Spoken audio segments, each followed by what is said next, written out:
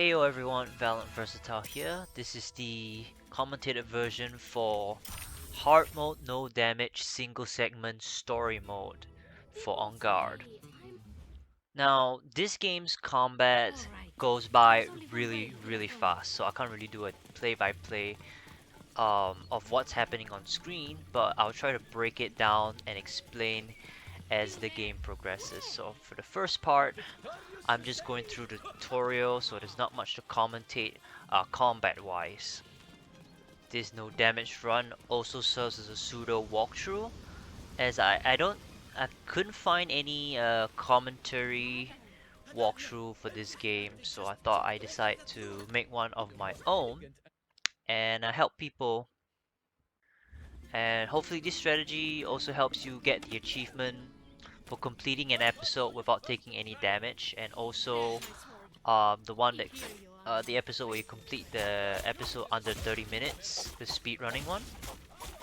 So I do complete the episode relatively fast, not as fast as a speedrunner would complete the episode, but I complete it under 30 minutes, and also I take no damage. So this is just to prove that hey, it is possible to do both of these things at once.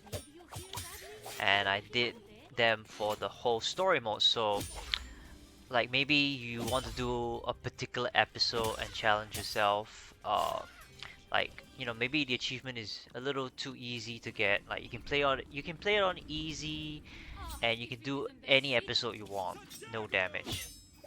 And right, let's talk about strategies. Let's cover it a little bit. So the general strategy when dealing with multiple opponents at once, because one-on-one any enemy at all in the game, you can easily dispatch them one-on-one, except maybe bosses. So in a group fight, the general strategy, this also applies to arena mode as well.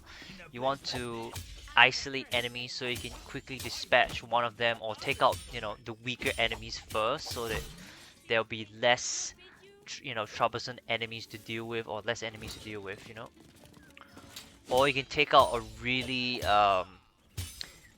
annoying or deadly enemy in an encounter by using the environment. So using the environment, enemy priority, and isolating enemy within the herd is very important strategy in On Guard, especially for no damage. Now, for this section, let's talk about it for a bit. You don't actually need to fulfill the 3 dodge requirement here. You can actually finish the encounter without even having to fulfill the dodge requirement, which is a little bit strange compared to the rest of the tutorial. You must complete the requirement to proceed, but for this encounter, it's very special. You don't have to. And coming up, we have 4 lackeys. We can actually skip the fight, but I thought, why not? It's just 4 lackeys. It's not a big deal. We might as well just fight the fights anyway. If we can't defeat 4 lackeys, we might as well just throw in the towel and just not do the run at all. So, and it's fun to fight all the fights. The best part about On Guard is the combat. Coming out to the marketplace, so you really see the idea of like stunning enemies and isolating them so you can deal with them. So those 2 guards I know are stunned, and I have a bit of time to dispatch them. Always pay attention to how many enemies are there. Keep count of the number of enemies in the encounter, and always check like with your camera if there's enemies behind you or around you, so that you don't get caught. Like they attack you from off screen because you left an enemy behind you. And now it's time to mop up the lackeys. The lackeys are fairly simple, but you need to be careful. I knew there was 4 lackeys and knew where they spawned, so I parried that guy who's coming up behind me just now, and yeah, and then we just mop them all up. Pretty simple, just gotta be very patient and careful.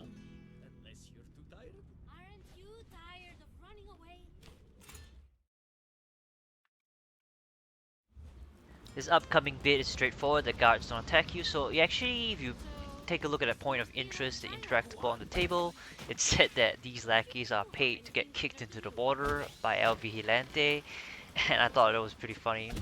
Maybe these guards have a kink of being kicked into the water, I don't know, by Italia. But anyways, moving on.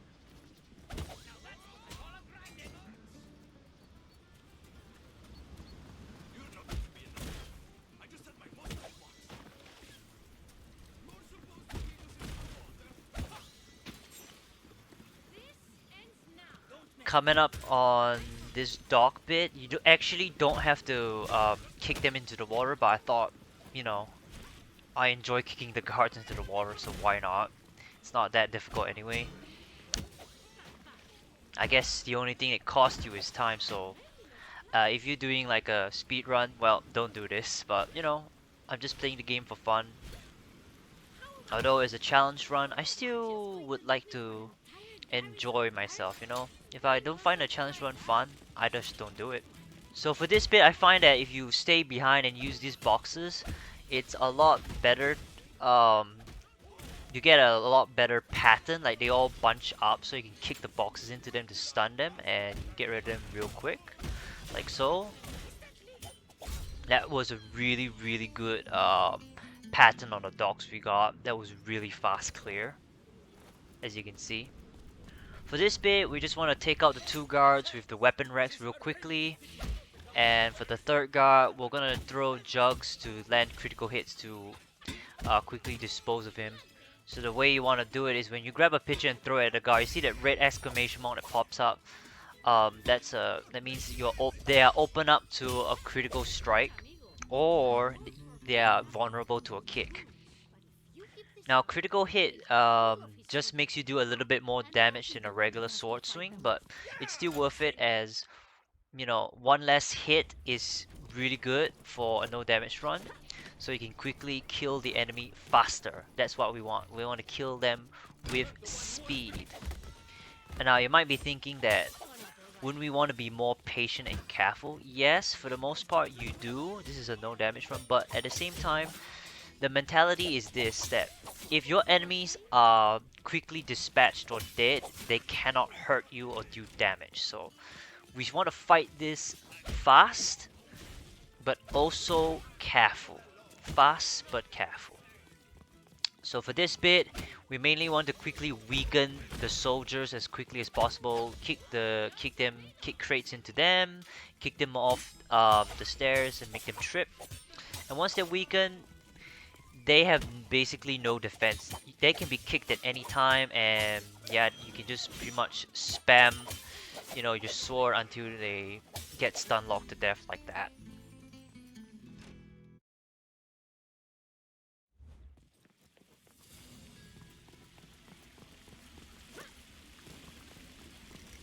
So for this bit coming up, just quickly prioritize killing the lackeys first, and then use the environment to stun the soldiers to buy time, or use the environment to quickly finish them off, things like that, or isolate them for 1v1. You know, all the things we talked about previously applies.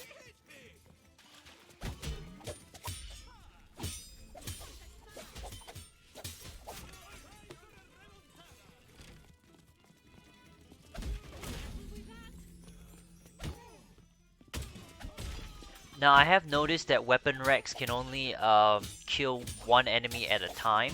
It's basically the first enemy that hits the weapon rack. But sometimes if you hit, like if two enemies hit the weapon rack at the same time, they both die, which is really good. So yeah, if you get lucky, you can kill multiple enemies with the weapon rack.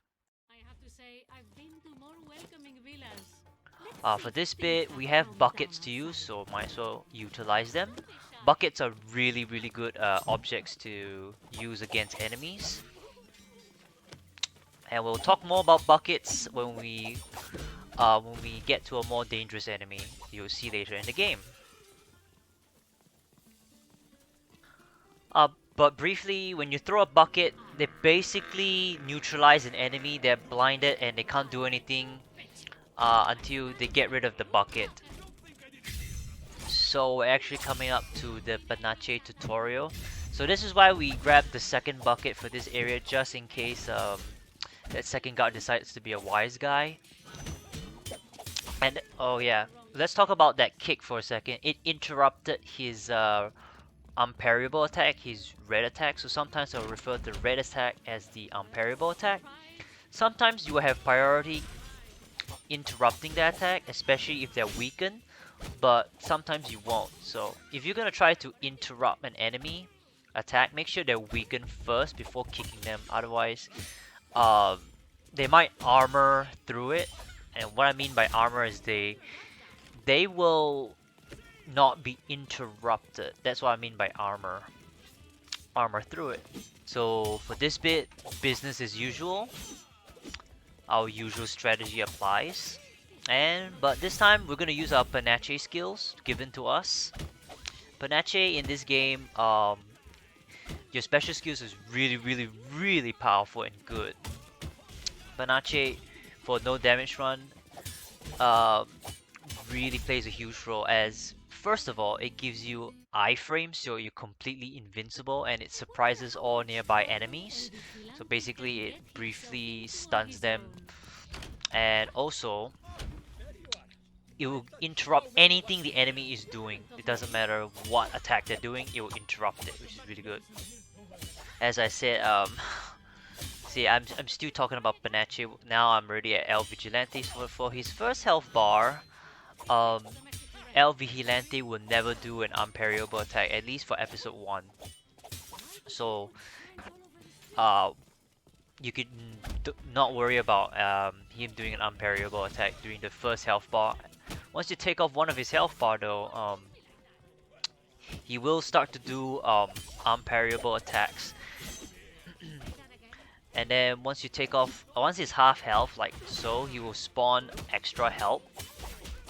And you know, the strategy applies. Eliminate the minions, then fight the boss. That makes it so much easier to deal with the boss, especially on a no damage run. Just dispatch the help and then fight El Vigilante. So for El Vigilante, I thought not risk it, just hit, dodge, or sometimes if I'm confident, just parry the attack. It took me quite a bit of practice and experience to know how to fight El Vigilante, how to react to his moves. So basically for El Vigilante, you want to watch for his movement for his sword arm.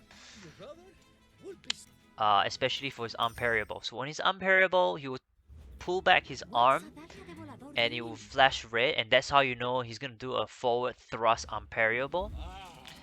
And then when he does a, you know, a roundhouse sword swing, I guess, and then it glows red, you know he's gonna do a unparryable. So watch out for his sword arm movement. You can kind of give away what kind of attack he's gonna do. Anyway, enough about El Vigilante. Basically, you want to use the table to kind of stun or trap the guards when they spawn at the start of episode 2. I almost said chapter 2 there, and yeah, just stun them, stun one of them, and then use the jug to put the enable you to critical strike to take out one of the guards, and then you know you can 1v on the other guard, and yeah, you know, give him the business. It's funny, they only had 2 soldiers and 1 lackey, Garde Atalia, considering that it's mentioned that Atalia escaped from prison very frequently. You would think they will upgrade their security a little bit, just for her.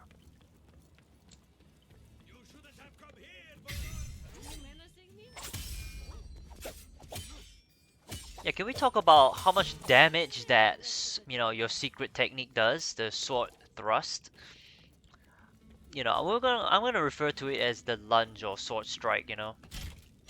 That sword strike basically deletes an entire health bar of the soldier. It is incredibly powerful.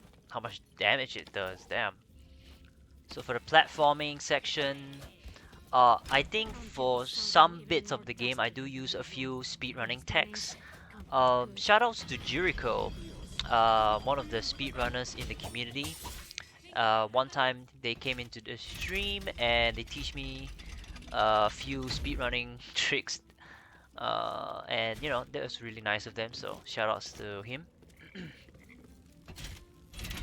I've also watched his YouTube videos of his runs, and I learned a thing or two, which is really nice.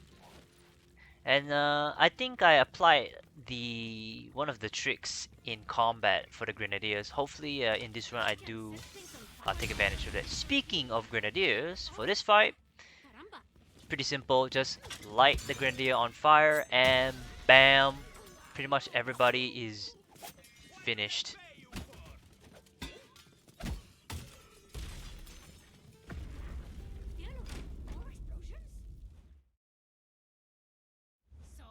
For this bit, we want to take out the grenadiers first because we don't want bombs chucking at us. It is a no damage run nightmare. We don't want to worry about extra bombs where I have to fight the soldiers and lackeys. So yeah, priority number one, take out the grenadier. And then, you know, we apply our usual strategy against these swordsmen, I guess. Now for this, we can use our environment here. There's a lot of explosive in this room, so take full advantage of that and let them all bunch up and then just light the fuse and, you know, make them regret ever deciding to fight you.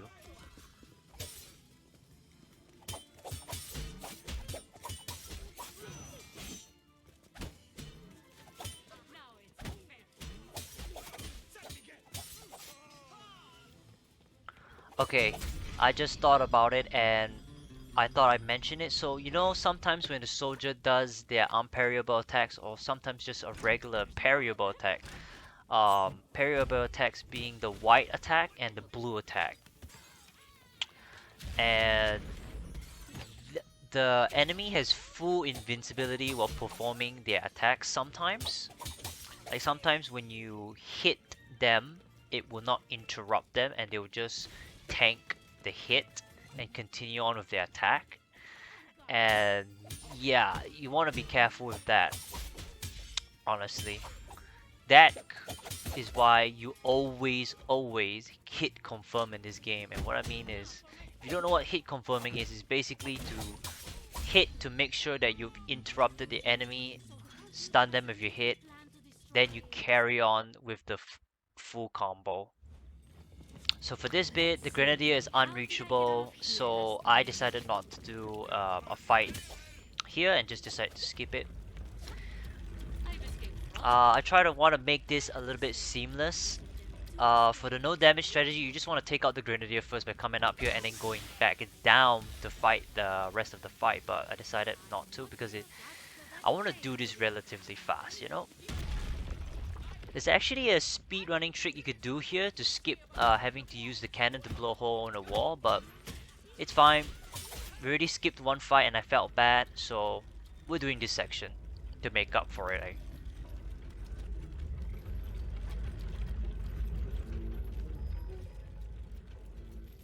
And as I said, this will be a pseudo walkthrough video as well.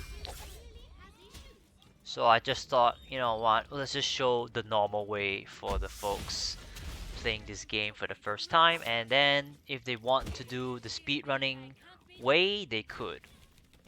They could choose to learn it, you know.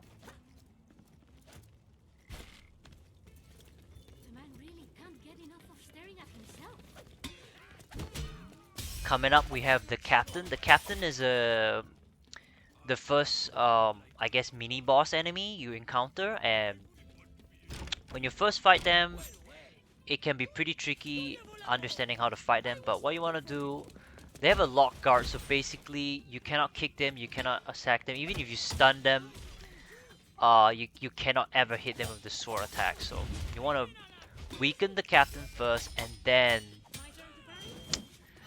you can you know, wail on them, basically go crazy with your sword. And once they reach half their health, they're down 1 HP bar, they'll go into rage mode, and there you need to watch out for watch out for the sword animation they're doing, and then you will know how to dodge the appropriate attack. And the attack frequency will be an important thing to take note of each enemy. For the captain, they can only do a maximum of 2 attacks, and all of the captain's attacks are unparryable, the red attacks, so you want to time your dodges well for the captain. And for this, I guess, this prison courtyard fight, I want to briefly talk about the cannon. The cannon actually does a lot of damage. It can one-shot most enemies when whoever is standing right in front of the cannon barrel. They pretty much get one-shotted. Most enemies cannot withstand a cannon fire point blank.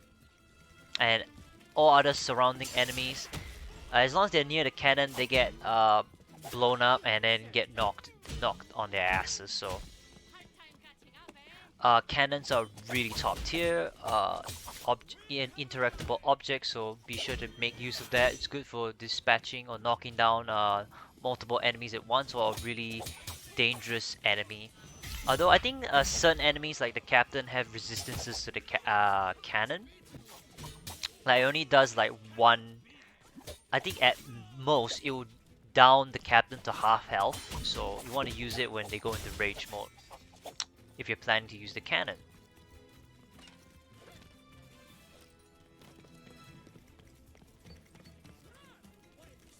So for explosive barrels, let's talk about it for a bit. Explosive barrels, if kicked directly onto a guard and it makes direct contact with them, anybody who touches the explosive barrel gets instantly weakened. Sometimes I'll refer to weaken as guard broken. So do take note of that.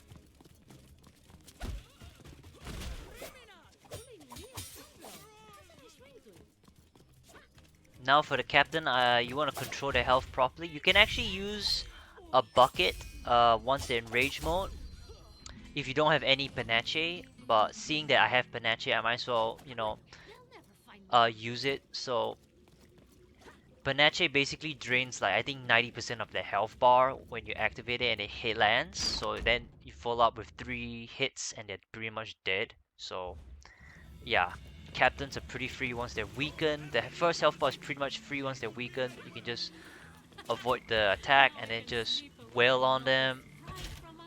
And then for the second health bar, you can either use the bucket or your panache, your sword strike. For this bit, I just decide to kill just pursuing lackeys.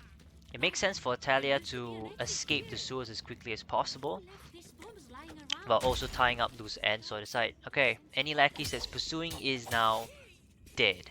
So unfortunately for them, they're not gonna see their family tonight, just because they're doing their job. So maybe, I'm just saying, Atalia is the real villain here. She didn't need to kill them, she just needed to escape. Speaking of fights, you don't need to fight. You don't have to actually fight the previous fight if you don't want to, and as well as this part, you can actually skip it, especially if you're going for a speed run.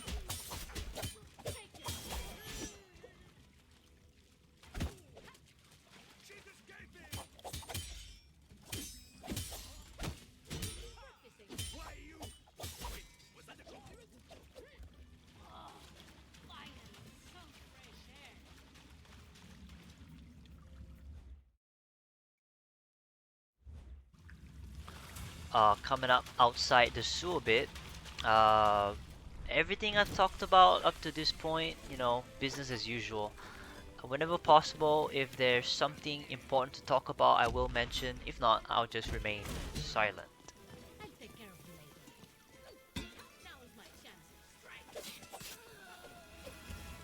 Okay. So let's talk about the Grenadier, seeing that we just dispatched one. So for the Grenadiers, whenever you light a Grenadier on fire with any method at all, with explosive or a lantern or whatever it is, they'll get set on fire and then they will blow up. So be careful about that. And explosive, like you kicking an explosive barrel right there, like that is really dangerous because you can hurt yourself in this game. There is self-inflicted damage in this game, but you know, luckily there is no fall damage in this game, so you can pretty much jump from incredible heights and not have to worry about that. This will be a very different game if you take fall damage.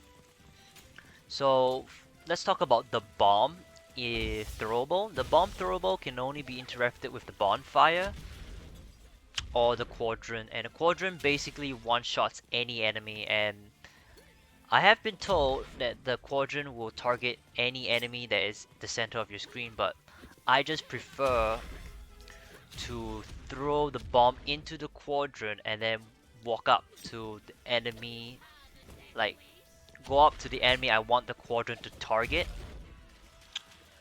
and it will basically hit the nearest enemy in front of you. That's how I like to use the quadrant. Now I have talked about enemy priority a little bit, that you mainly want to take out, you know, the grenadiers and lackeys whenever possible. That is true. Um, Sometimes, however, it is a good idea to take out the captain as fast as possible, like the more dangerous enemies in encounter. So this is what I'm talking about earlier, about the quadrant just one-shotting an enemy right there, and how I like to use the quadrant, that I like to throw the bomb, activate the quadrant, and go up to the enemy um, that I want the quadrant to hit.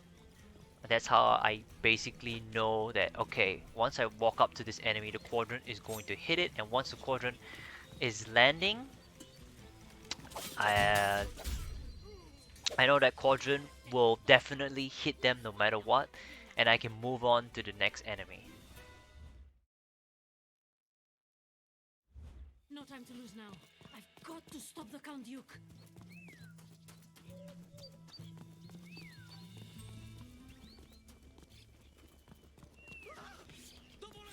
I think you heard of me. Say hi to my lady. I'm hit. I'm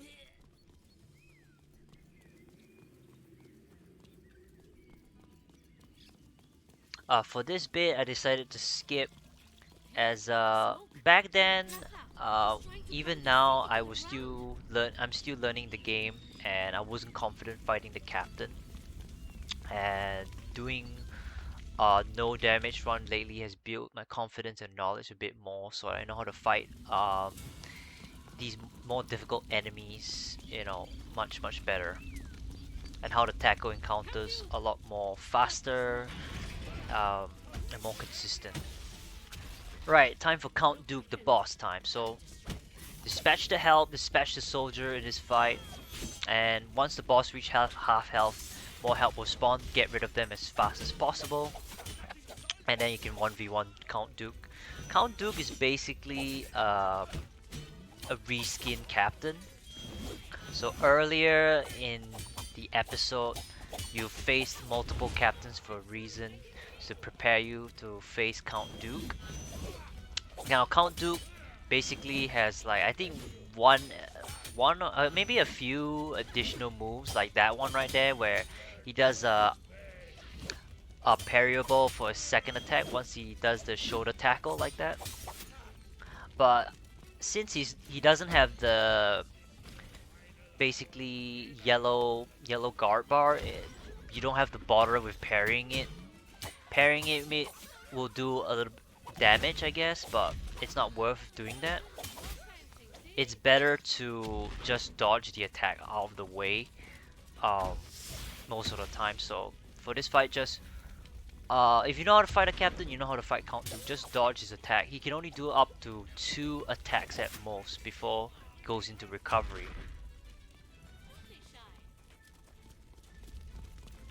So here, all you need to do is be patient and just try to thin the numbers one at a time, and you should be good. This fight isn't so difficult.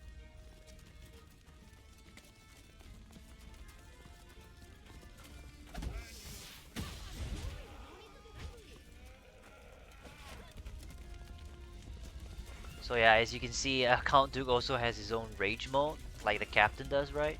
So he will only initiate rage mode for every second and basically even number health bar. His second and fourth health bar, he will go into rage mode. So now he's down to his last health, so he'll go into rage mode like you saw just now. And his first and third health bar is where he has his buckler, you know, his guard up. You cannot touch him with your sword at all.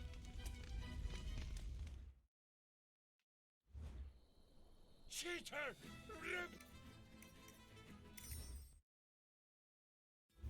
The Count Duke has really outdone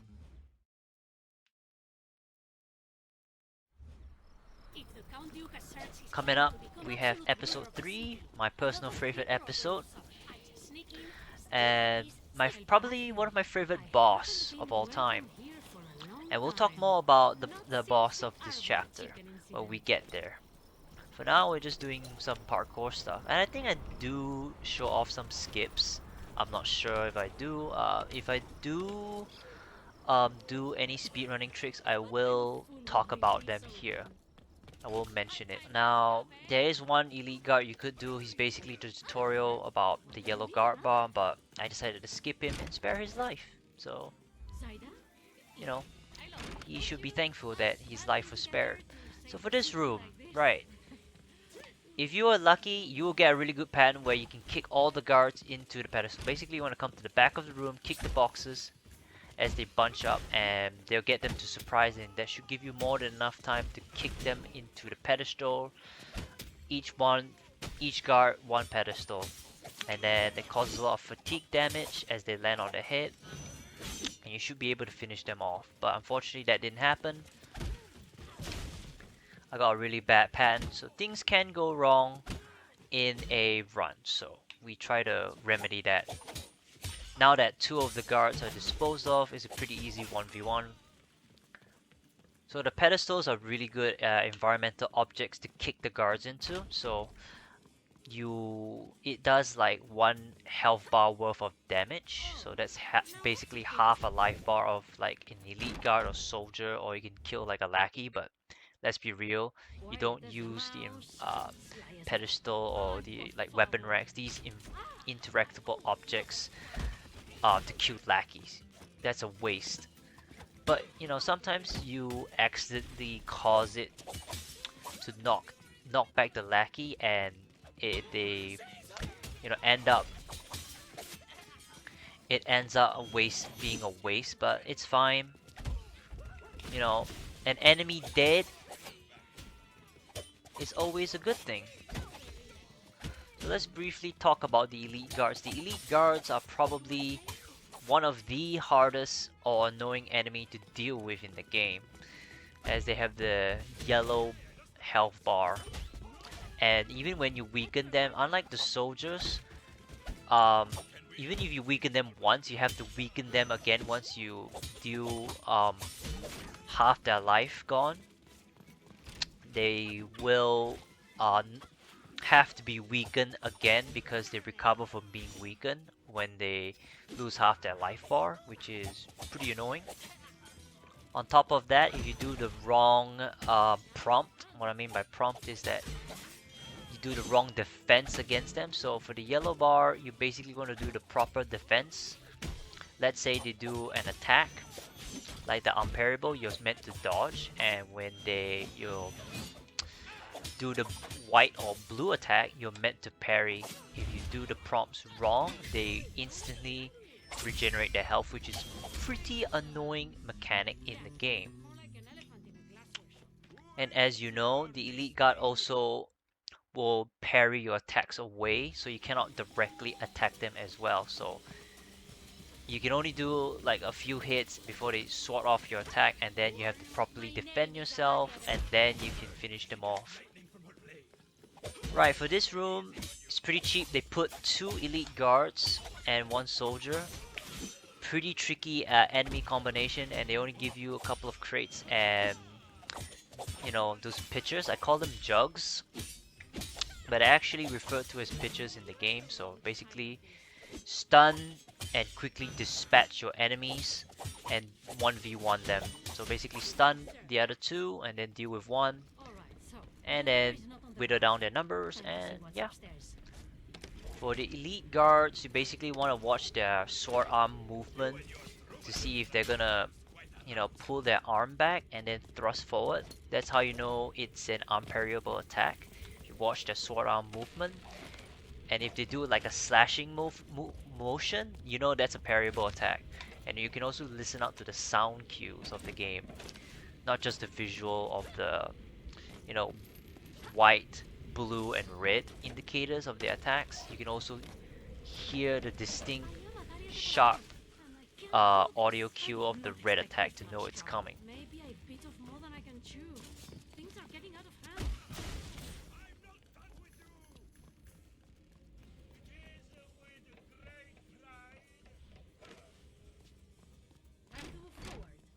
So we pretty much have the most difficult triple elite encounter in the game. If you couldn't tell, I was being sarcastic. Chandelier basically one-shots any enemy, and the lute, or sometimes I refer to as the guitar, basically does one health bar. Sometimes we refer to as one health state because I played too much Dead by Daylight, so forgive me. Lute basically does a lot of fatigue damage, and it does one health state of damage. Pretty good against Elite Guard, and yeah, pretty much just drop the Chandelier on the captain and just dispatch the lackeys. That was a pretty fast attic fight, wasn't it? This, I guess, palace interior part of the map is pretty small, pretty close quarters, so you gotta be extremely careful and pay attention to your surroundings and fight this fight very fast. You don't want to be surrounded.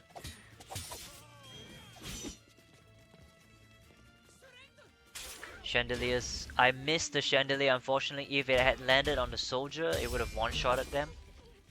Now for bosses, I'm pretty sure like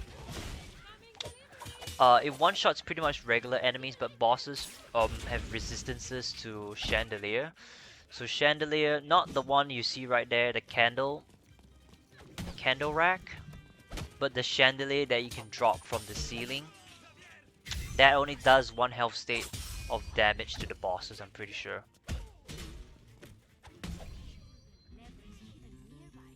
So yeah, you want to save your powerful interactable objects against the elite soldiers. Did I say elite soldier? I mean the soldiers and elite guard. I mean, I don't know. Sorry, I messed up the name there.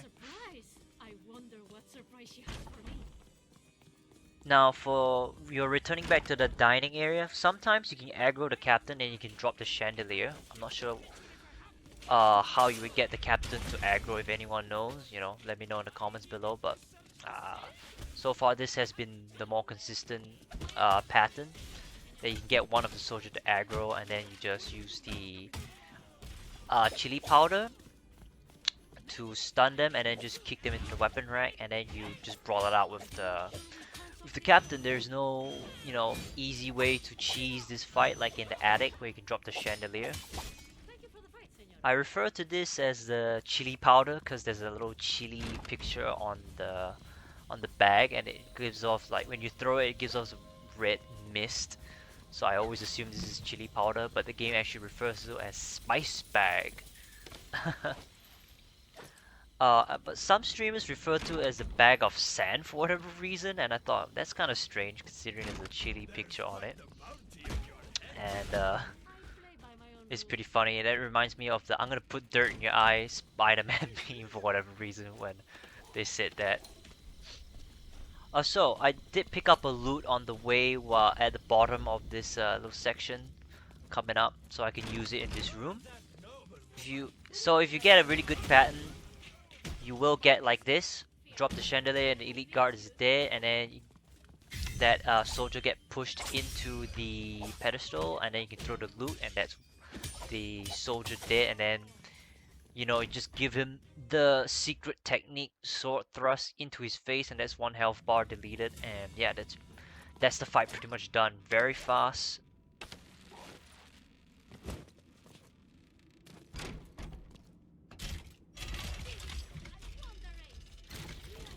This bit coming up is pretty tricky.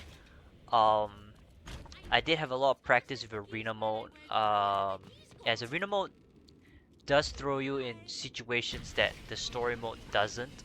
Like certain enemy combinations are not present in the story mode, or you know, they give you different props to work with, and the fact that, you know, the enemy encounters are all random, so you're not prepared for them. Unlike in story mode, you could play through multiple times and you would know like what enemies you're going to face because it's always consistent. This fight is all about using the environment to dispatch the more difficult enemies to kill directly, and controlling your camera and keeping count of how many enemies in your mind. And also watching your back right there was really close.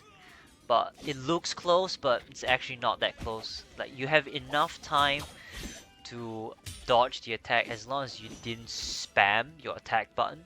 You control it. That's why if you see me like not spamming attacks and pressing the attack button individually is because I'm controlling the camera and also controlling my attack so that I don't just throw out attacks willy-nilly and then I'm gonna get hit in the back when I don't see an enemy coming. Now for this bit, I'm very confident in fighting the duelist. The duelist is actually a really good practice for the boss coming up, but you know, if you don't want to fight duelists, you can just drop the chandelier and you also get the challenge done out of the way. Just climb up. Just throw a spice bag, stun him, and then just climb up, drop the chandelier, and you're done. You're pretty much done. Now this section is probably the easiest part, the parkouring section, so there's a little shortcut here you could do, like that. There's actually a speedrunning trick that is much more advanced, but I'm not gonna show that speedrunning trick because it's not beginner friendly, so I just thought I'd just show something much more simpler to do. This bit is super relaxing. I don't have to stress about not taking any damage during combat, as it's just really just traversal stuff, so yeah, pretty easy.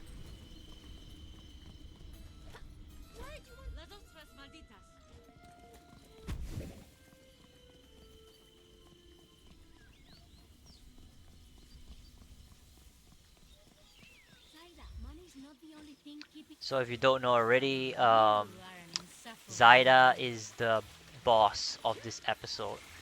And yeah, there's not a lot to talk about, so we might as well talk about Zaida for a bit. So, um, if you have fought the duelist in a sword fight instead of dropping the chandelier, you will actually be a little bit more prepared for the upcoming fight with Zaida.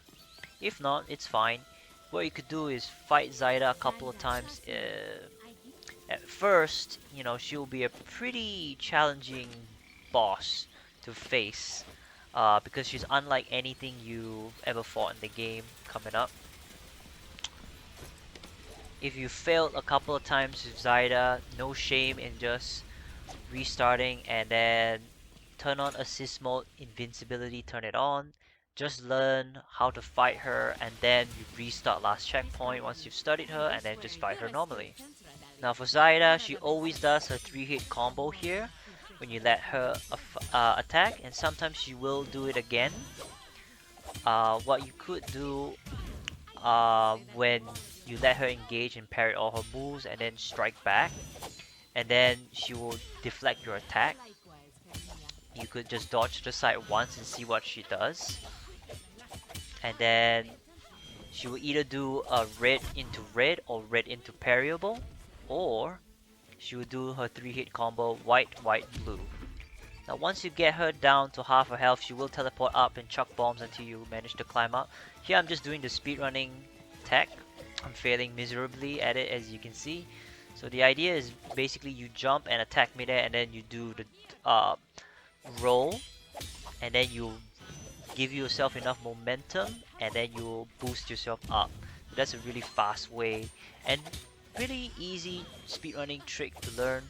So just now you saw that she did like a big step forward when she puts her foot down and strike from 12 o'clock to 6 o'clock with the unparryable attack. That's how you can tell she's gonna do a, you know, parry follow-up. Oh sorry, I mean a blue attack, a parryable attack follow-up. And as for the lackeys, just now you just saw me parry multiple attacks at once, which is pretty cool. For Zaida Illusions, basically it always does her 3-hit combo attack. Just always, that's the one move they have. And in this game, when you initiate a parry, you can parry multiple attacks at once from multiple enemies. Right there, Zaida, whenever she drops a smoke bomb and knocks you back, she will always does her lunge attack afterwards, so that's really easy to see coming. So yeah, that's my tips on how to fight Zaida. Just wait for her to attack at the beginning of each health state. Let her do her 3-hit combo, and when you parry, it I does suppose I just damage keep an eye because out for parrying this some game does old a little bit of abandoned damage back at fortress. the opponent. So It can't be that hard to yeah, find, you unless not it's only a did you hidden vent. successfully defend yourself, you also deal damage back, which is pretty nice.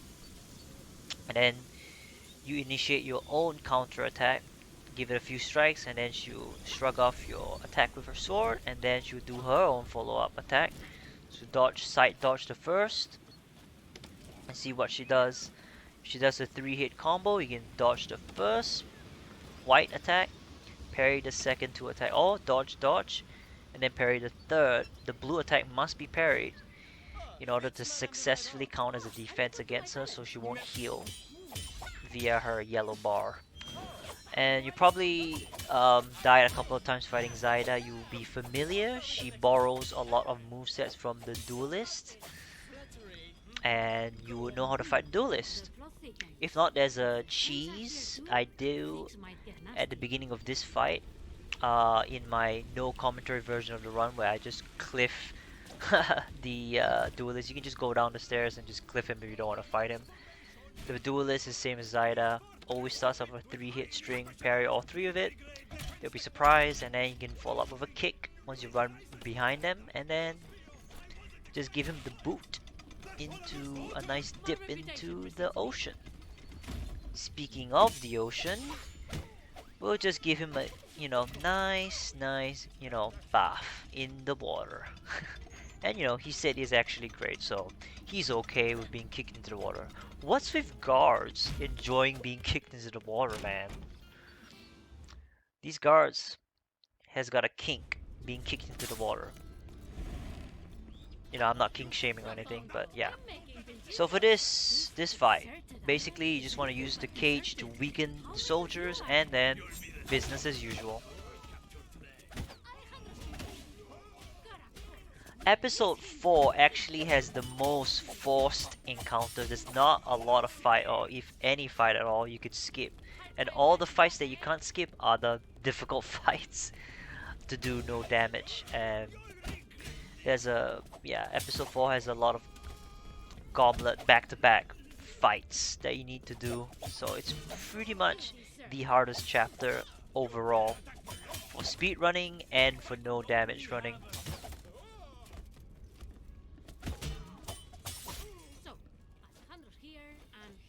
Himself captured. Looks like he'll get in trouble with or without me. Next time I'd better watch over him.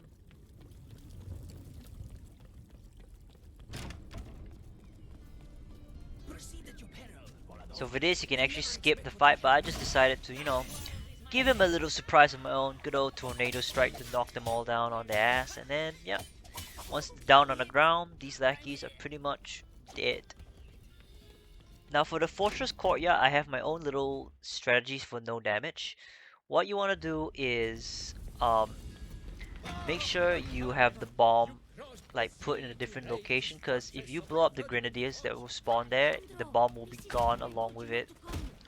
And just kick the table to delay their spawn, like in the start of episode 2, this time done more properly.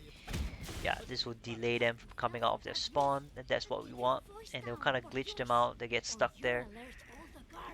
And we just throw lantern, blow up the 2 grenadiers, and then just bait these 3 soldiers to follow us, and use the weapon rack. This weapon rack here has 2 uses for whatever reason, and we'll take it. We'll take it. Now unfortunately I didn't get a good pattern, but luckily I was prepared. I heard the duelist coming out of the spawn, and I was ready for him. So we just immediately go to collect our bomb and just quadrant him immediately. We don't even want to take the risk.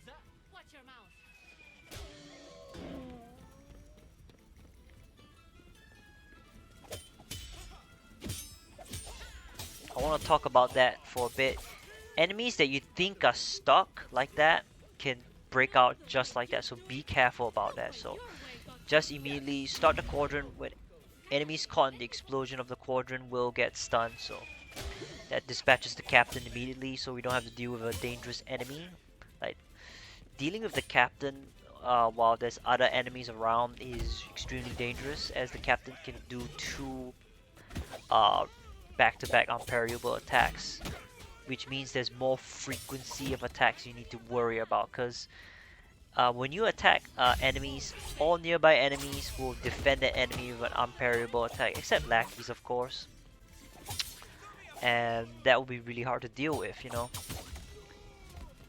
With the elite, I keep saying elite soldier, the elite guards and soldiers, they only do one unparryable attacks when you're attacking a fellow guard of theirs. So, but the captain will do two, so you need to dodge like 3 attacks. And then if there's a duelist, you have to worry about more attacks. So take out the duelist and captain first in those instances. Coming up, we have a pretty difficult fight, triple elites, and you don't have much to work with. It's just pretty much stun the other two and brawl it out. No tricks to it, you just need to understand. For Elite Guard, as I mentioned, it's kind of like El Vigilante. You want to watch for their arm movement to see what they do. If they pull their arm back, you know it's a thrust, which is the unparryable attack. And if it's gonna be a slash movement, that's gonna be a parryable attack. But here in this fight, I was still learning how to fight the Elite Guards, and I was not confident, so I took my time and, you know, let them heal. It's fine if you let them heal. You know, this is, you know, a no damage run at the end of the day. You just take your time if you need to. Speaking of El Vigilante himself,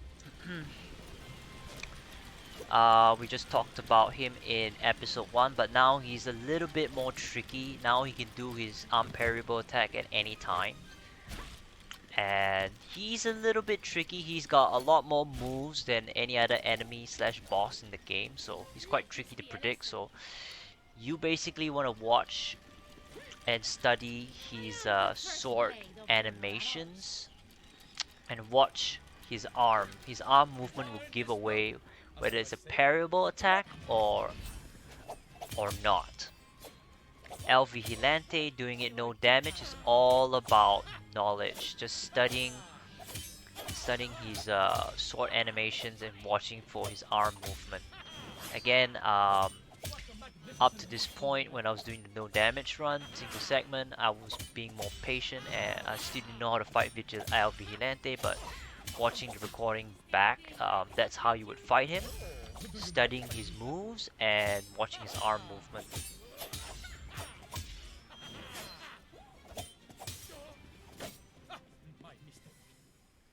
Personally, I like to let El Vigilante do a move first and then punish it. Like just now, when he fakes a sword attack like that, he's open up to a critical, which is funny. That means he debuffed himself during that time. So yeah, I guess, yeah, once he does that, now you can follow up and then you can do double crit with the pitcher, and then you can do the sword strike, and that's pretty much the last health state gone. So yeah.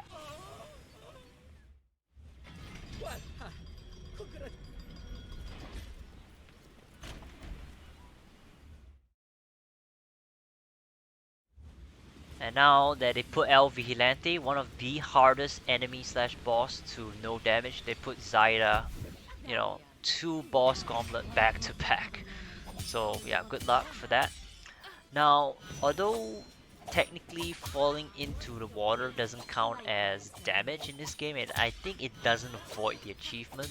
It doesn't look nice for the no damage run, so whenever possible, try to position yourself center of the bridge so you don't fall off. And sometimes when you fall off and respawn, Zaida will be ready to attack you if you are unfortunate enough to be near her. So that's why I prefer to just reposition myself constantly in the center so I don't fall off the bridge. And especially when she does her smoke bomb to knock you back, it will knock you into the water most of the time. For this boss fight, she actually does spawn one more set of minions at her last health.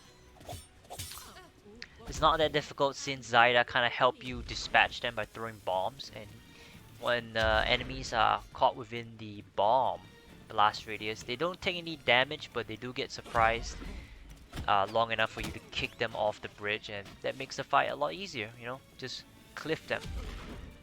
But watch out though, sometimes the game will glitch out and sometimes they'll fake falling, and they're like, what I'm talking about is that the guards will sometimes become Looney Tune characters and then just decide that gravity doesn't work until they look down and then they fall. That's what happens, and so watch out for that. Be prepared to dodge out of the way. Like, when you ledge enemies, just watch out for the Looney Tunes bit. Alright. So you can all. And there she goes. Again. You like money, don't you? Yeah, but money doesn't drive me. I can't seem to keep myself cool.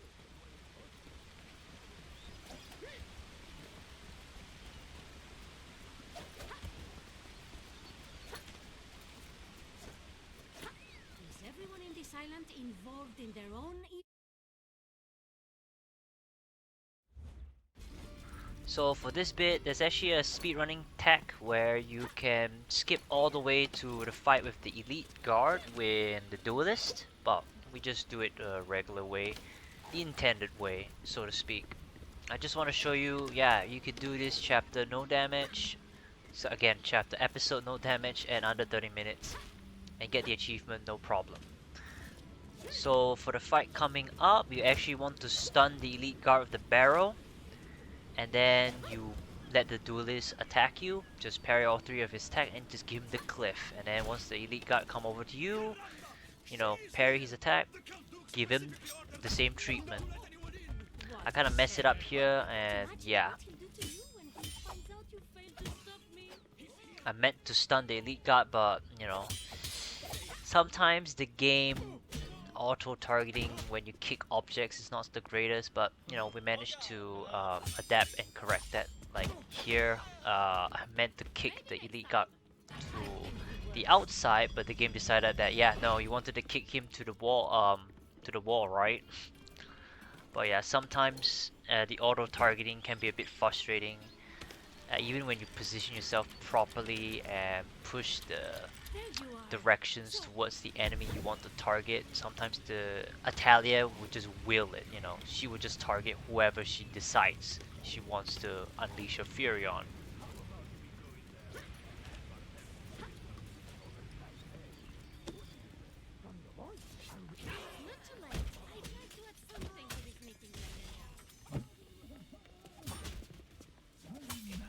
I really like the detail where if you throw a bucket over a guard's head, they have like the muffled dialogue, which is a really nice little detail. Details like that, you know, brings charm to the game. So coming up, we have the treasure vault, the more difficult fight to no damage in the game. What you want to do is take out the lackeys, take out either the captain or duelist first. Now, for the treasure vault in particular, enemy priority is a little bit different. You want to take out any lackeys that you can, and take out either the captain or the duelist. You don't want to kill all the lackeys and then leave the captain and duelist last. That is an okay strategy, but you definitely want to take out one of these mini bosses out first, so that you don't have to worry about dodging multiple attacks that can't be parried, or worry about, you know, evading a high frequency of attacks coming your way.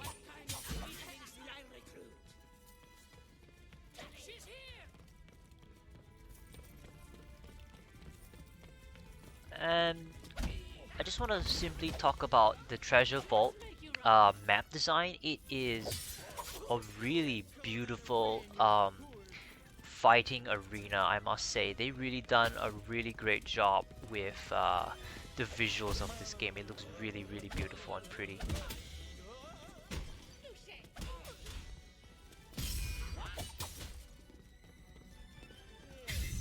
Okay, let's talk about what I did there to the captain. What I do to the captain is that I put him to basically 1 HP while they're weakened. When the enemies are weakened, they can never recover HP, as you can see, and right now the captain will never attack you. as you can witness here, when they're 1 HP, except when you're attacking another person. But by themselves, if they're left with 1 HP, they can never ever engage in you. That's how you can make them a little bit more passive and reduce the number of attack frequency. That strategy is more of an arena strategy, but it applies here because episode 4 actually plays out more like the arena style enemy encounters wise. They throw out really nasty amount of enemies and really difficult enemy combinations, like a captain and duelist for instance. Normally you would only fight one mini boss at a time, I'll surprise them. not both at like two at the same time. So for the reinforcement bit, take out the grenadier. If you can, take out the duelist first when you have the means to do so, and just take whoever you can out with the environment. A point blank cannon pretty much takes out the guard in front of it in one shot, except captains. Captains are resistant to cannon. They only takes off one health state. The cannon, however, if the duelist is point blank, it will one shot the duelist. So you could use that to quickly take out the duelist, and you have one less dangerous enemy to worry about in the fight.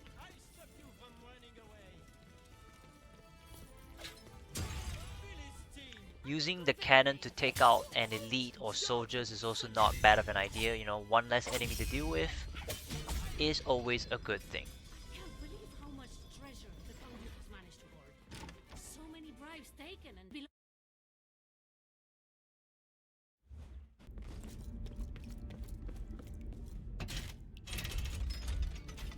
Okay, for this bit coming up, we have two duelists to fight. They're not so tricky because I'm very used to fighting duelists and I'm confident to fight them straight up. So what you want to do is just throw a bucket over one of them and then just quickly dispatch the other while being, you know, cautious. Surprise! Fighting two duelists at the same time is super tricky, so you definitely just want to use the bucket to neutralize it. Duelists actually, when you attack them while they have a bucket on, they just break off the bucket instantly, so there's no point using the bucket as an opener. Much obliged. You are too kind. I believe that's my boat. Here I just do a little bit of a speed running shortcut. I'm failing at it. You don't have to do that, you can just do it the normal way. This is just a little bit faster to make that time limit of under 30 minutes, and then you can just do this nice little balcony shortcut that's natural. It's not even that hard to do. No? And for this guy, yeah, fuck this guy, we're just gonna give him the sword thrust and then 2-tap him into the weapon rack and he's dead. And then we move on to the final fight of the game. Coincidentally, the final fight of the game is the hardest gauntlet to fight. So there's a couple of phases for this fight. Count Duke starts off with minions right off the bat, 2 soldiers, 2 elite, and 1 captain. And then he'll spawn a couple of lackeys once he loses 1 health state. And then down to his half health state, he'll spawn a grenadier, 1 duelist, more elites, and more soldiers. So for this bit, you want to immediately guard break the captain and take her out immediately. She is actually the most dangerous enemy you want to dispatch as quickly as possible and take whoever you can. But I would recommend taking out the captain as fast as possible and just stun and, you know, separate all the other enemies and then just deal with the captain as quickly as you can. Once the captain is dealt with, you can take out the soldiers, then elites, and then you can deal with Count Duke. You can also try to apply the take them down to 1 HP, like basically down to a magic pixel where they're left with basically almost no health.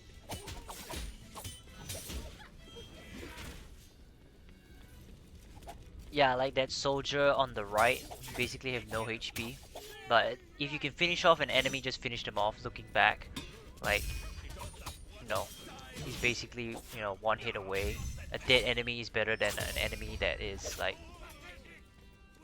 crippled but can still be a threat. It's better to just kill an enemy. So yeah, I should have just killed that soldier straight up. No, never learned to do that.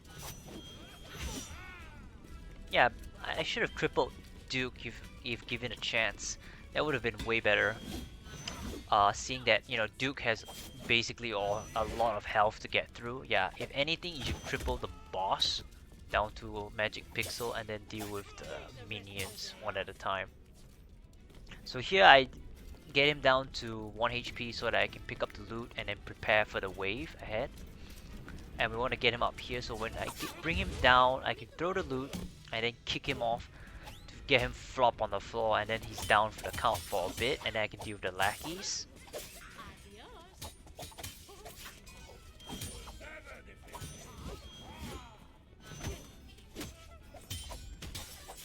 Send my regards to the Count Duke. Right, you saw that you know, arm tackle move that Duke does. That actually does no damage to you. It just knocks you back. Right, for this bit, so to save you a bit of headache having to worry about the duelist, you can actually use the bucket to neutralize him a little bit and then deal with the rest of the mob, because he is easily the most dangerous obstacle, well, besides Duke of course, in this fight. So you could have used the bucket to either neutralize the Duke or the duelist and then just take out the fodder enemies, I guess.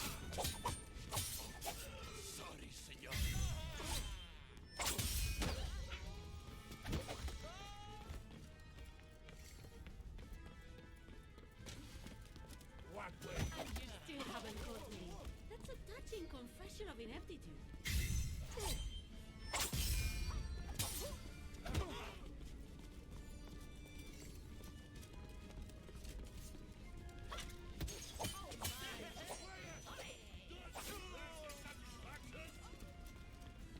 Unfortunately, I didn't get a really good pattern and I wasted a cannon. I accidentally threw the lantern earlier into the cannon when I meant to put it away or put it down. I wish there was a drop button for it. Unfortunately, there isn't. So, you know, we have to adapt when we are put into a bad situation in this game. Right, we saved the loot as the loot causes a lot of fatigue damage against Duke for whatever reason, so it weakens him in one shot.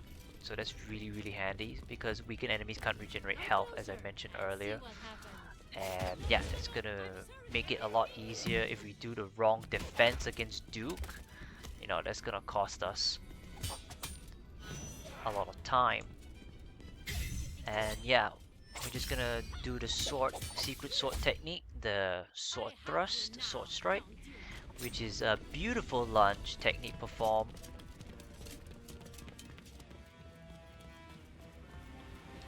Right, that pretty much wraps up story mode, and if you enjoyed the commentary, let me know in the comments below if I should do more commentary stuff for On Guard. And yeah, if you enjoyed this video, please like and share as it helps the channel out. And yeah, this has been a lot of fun doing the no damage run, and I urge you to do it too. This is Violent Versatile, signing out. Peace.